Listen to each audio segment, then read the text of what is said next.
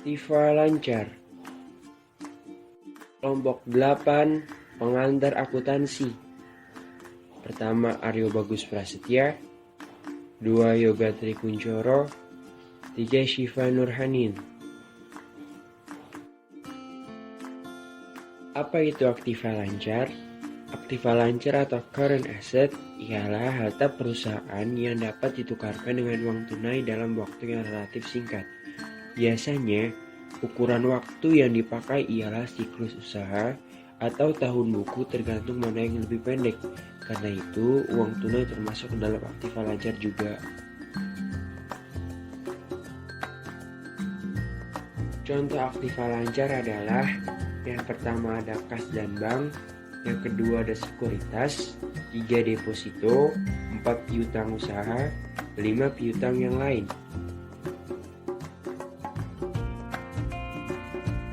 Kas dan bank. Kas ialah uang tunai yang dipakai liquid, sehingga pos ini biasanya ditempatkan pada urutan teratas dari aktiva. Bank ialah saldo rekening giro yang dapat digunakan secara bebas untuk membiayai kegiatan usaha.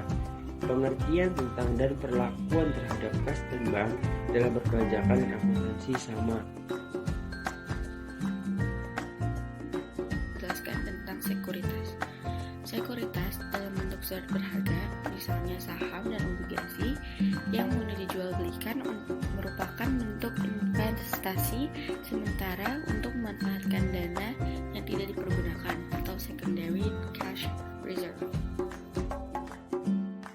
Saham. Sekuritas saham dapat berbentuk saham biasa dan saham preferen.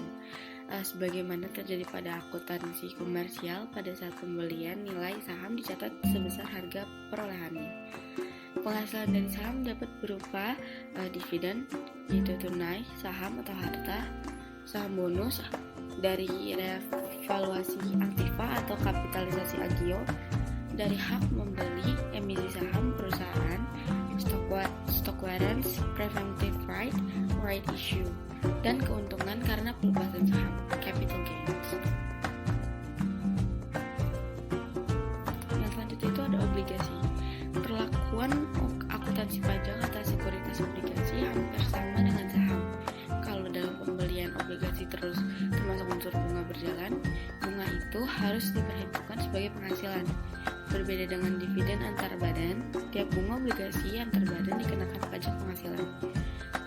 Penghasilan obligasi selain bunga tetap dapat berupa keuntungan pelepasan atau capital gains dan realisasi di sagio, yaitu selisih antara nilai nominal dengan nilai perolehan pada saat pelunasan obligasi. Deposito.